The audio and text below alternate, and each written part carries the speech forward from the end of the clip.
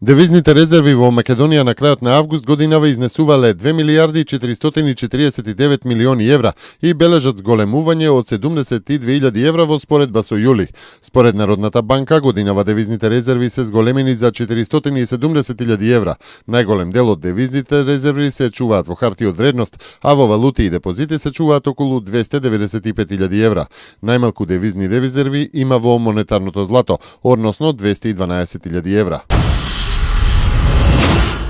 Во Македонија интернет користат 1.281.000 луѓе или 61,2% од вкупното население, покажуваат податоците на Internet World Stat. Профил на социјалната мрежа Facebook имаат 963.000 македонски граѓани. Во Европа интернет користат 566 милиони луѓе, додека Facebook профили имаат 251 милион.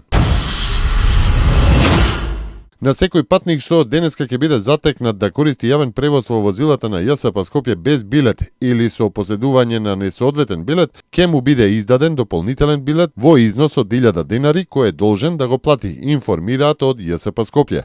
Во спротивно ќе биде ангажиран овластен извршител во износ од 50 евра. Алкохолните пијалоци од денеска во трговските објекти повторно ќе се продаваат од 6 до 19 часот наместо до 21 часот. Поред законските одредби, продолженото време на продажба до 21 часот важи од мај до крајот на септември.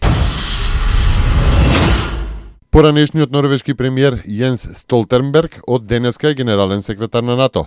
Тој за време на долгогодишната политичка кариера има воспоставено блиски врски со Русија, што ќе помогне за подобрување на односите меѓу Алијансата и Москва, заладени поради украинската криза. Американските здравствени власти потврдија дека во Далас, сојузната држава Тексас, е регистриран првиот случај на ебола во Соединетите Американски држави. Пациентот е ставен во целосна изолација. Здравствените експерти веруваат дека овој пациент се заразил со смртоносниот вирус на ебола во Либерија пред да допадува во САД. Сега се трага по сите лица со кои болниот од ебола имал било каков контакт по пристигнувањето во земјата.